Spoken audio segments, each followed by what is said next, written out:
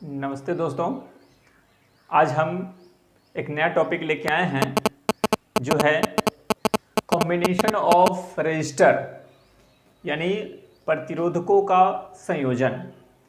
प्रतिरोधकों का संयोजन यानी दो या दो से अधिक प्रतिरोधकों को जब हम जोड़ते हैं तो इस प्रक्रिया को हम प्रतिरोधकों का संयोजन कहते हैं। प्रतिरोधकों का संयोजन दो विधियों द्वारा, दो प्रक्रियाओं द्वारा किया जाता है। सामान्यतः दो प्रक्रियाएं होती है जिसमें एक होता है श्रेणी क्रम संयोजन और दूसरा समांतर क्रम संयोजन। श्रेणी क्रम संयोजन सीरीज कॉम्बिनेशन और समांतर क्रम संयोजन पैरेलल कॉम्बिनेशन। समांतर क्रम संयोजन को एक और नाम से जाना जाता है जो वो पार्श्व संयोजन होता है। तो इसमें हम जानते हैं जो प्रतिरोधकों को जो संयोजित किया जाता है, तो पहले हम बात करते हैं श्रेणी क्रम संयोजन यानी सीरीज कॉम्बिनेशन।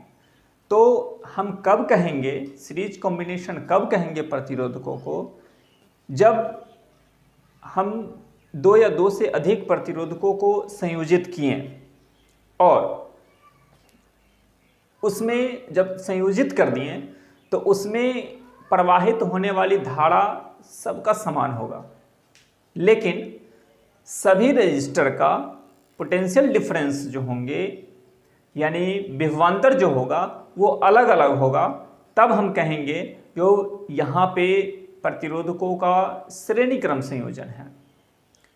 श्रेणी क्रम संयोजन में देखा जाता है जो अगर हम दो या तीन रजिस्टर को लेते हैं तो पहले रजिस्टर का अगर हम प्लस लेते हैं तो दूसरे रजिस्टर को माइनस में जोड़ते हैं। पहले रजिस्टर का जो धन ध्रुव होगा उसको हम दूसरे रजिस्टर के ऋण ध्रुव में से जोड़ते हैं, फिर दूसरे रजिस्टर का धन ध्रुव तीसरे रजिस्टर का ऋण ध्रुव से जोड़ते हैं।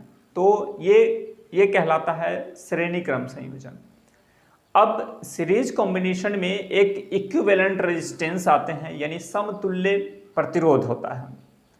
अब समतुल्य प्रतिरोध क्या होता है इस चीज के बारे में हम जानते हैं, यानी बहुत सारे हम रजिस्टर को जोड़े श्रेणी क्रम में और अब हमें रिक्वायर्ड है जो उन सबको ना जोड़ के हम उसके बदले हम एक ही जोड़ें। तो इसमें भी एक फार्मूला होता है, तो इसको हम आज देख रहे हैं जो वो कैसे हम फाइंड करते हैं, वो फार्मूला कहाँ से आता है, वो व्यंजक क्या होता है। तो हम मान लेते हैं जो हमारे पास 3 या 2 ही भी ले सकते हैं, 3 भी ले सकते हैं, नंबर ऑफ रजिस्टर हम ले सकते हैं। तो हम यहाँ पे देख रहे हैं जो इस डायग्राम से हम मान लेते हैं 2 ही रजिस्टर हम लिए, एक R1 और दूसरा R2। इसका रिजल्टेंट पोटेंशियल डिफरेंस भी, रिजल्टेंट पोटेंशियल डिफरेंस का भी हो गया। अब हम इसका अलग अलग पोटेंशियल डिफरेंस की बात कर रहे हैं, तो मान लेते हैं जो इसका R1 जो रजिस्टर है इसका पोटेंशियल डिफरेंस V1 है और R2 जो रजिस्टर है इसका पोटेंशियल डिफरेंस V2 है और इसमें जो करंट फ्लो हो रहे हैं वो I करंट फ्लो हो रहे हैं और I का जो वैल्यू होगा R1 के लिए भी I होगा और R2 के लिए भी I ही होगा। क्यों? क्योंकि ये सीरीज कॉम्बिनेशन है और पहले ही हम बता दिए हैं जो सीरीज कॉम्बिनेशन में करंट जो फ्लो होंगे सभी रजिस्टर में समान होंगे लेकिन पोटेंशियल डिफरेंस अलग अलग होंगे। तो पोटेंशियल डिफरेंस हमने भी माना R1 के लिए और R2 के लिए V2 माना। अब हम देख रहे हैं जो अकॉर्डिंग टू ओम्स लॉ की अगर चर्चा करें तो V इक्वल टू यानी potential difference equal to IR। अब इस इक्वेशन से हम R1 रजिस्टर का जिसका वैल्यू R1 है उसे निकाल लेते हैं। तो V1 इक्वल टू I तो वही रहेगा I, और R जो है इसमें R1 है तो यहाँ पे R1 कर दे रहा है। अब है उसी प्रकार से V2 अगर निकालेंगे दूसरे रजिस्टर के लिए, R2 रजिस्टर के लिए, तो यहाँ पे I R2। अब हम देख रहे हैं जो V1 और V2 दोनों रजिस्टर का पोटेंशियल डिफरेंस हमने फाइंड कर लिया। अब इन दोनों रजिस्टर को हम दोनों इक्वेशन को प्लस कर दे रहे हैं, यानी V1 प्लस V2। तो फिर यहां पे हो जाएगा I R1 plus I R2। तो इसको मान लेते हैं जो ये हमारे पास रिजल्टेंट पोटेंशियल डिफरेंस है। तो रिजल्टेंट पोटेंशियल डिफरेंस हमें यहां से हमने ले लिया है, तो V1 प्लस V2 को हम लिख सकते हैं V इक्वल टू, इसमें I और इसमें I, दोनों I जो हैं ये कॉमन है, इसमें दोनों में I कॉमन है तो I को बाहर कर लें, फिर R1 प्लस R2।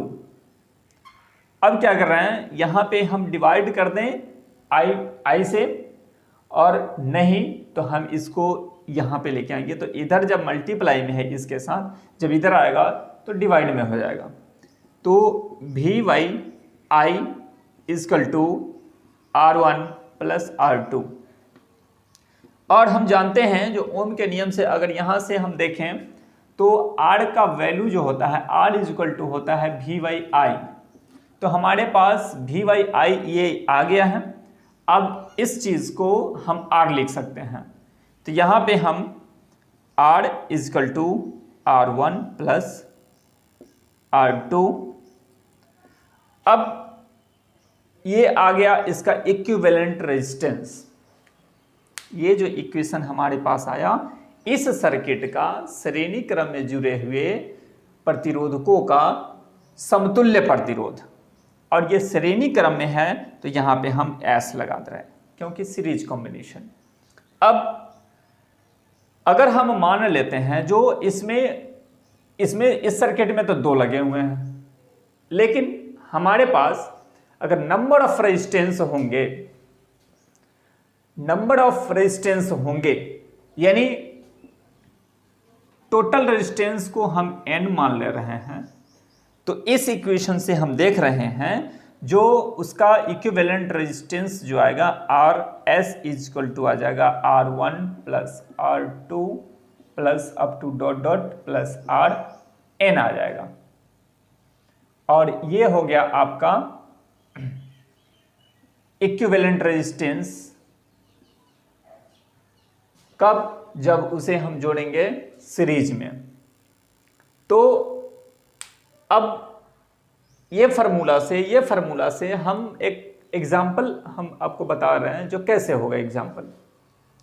तो मान लेते हैं कोई रजिस्टर है हमारे पास R1 वो 7 ओम, R2 5 ओम, R3 2 ओम, इस तरह से 3 रजिस्टर है जिसका वैल्यू दिया गया है।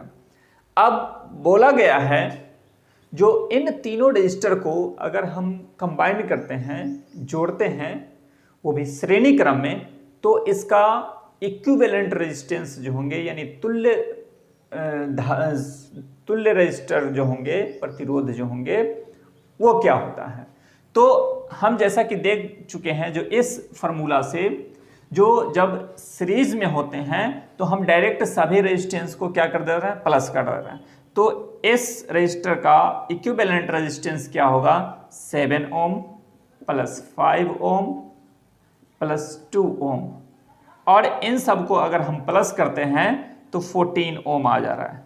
यानी कहने का ये मतलब हुआ जो उस सर्किट में ये अलग अलग ओम के प्रतिरोध को हम ना लगा के हम अगर 14 ओम का प्रतिरोध को अगर हम कंबाइन कर देते हैं तो ये तीनों का वर्क करेगा एक साथ, यानी तीनों के बदले हम एक रजिस्टर को लगाएंगे जिसका वैल्यू होगा 14 ओम।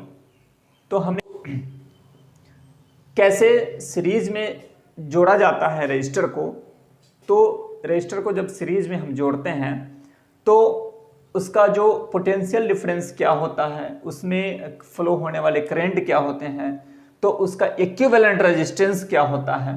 तो इस तरह से आप भी अगर कोई भी सर्किट में अगर अलग अलग जोड़ना है, सीरीज कॉम्बिनेशन में अलग अलग रेजिस्टेंस का वैल्यू जो है उसको अगर जोड़ना है, तो आप इस तरह से इक्विवेलेंट रेजिस्टेंस फाइंड करके उन सबको आप जोड़ सकते हैं।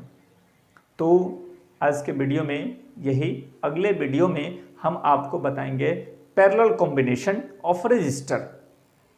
और हम एक बात आपसे ये कहना चाहेंगे, जो अगर हमारा ये वीडियो आपको अच्छा लगा तो लाइक और सब्सक्राइब जरूर कीजिएगा।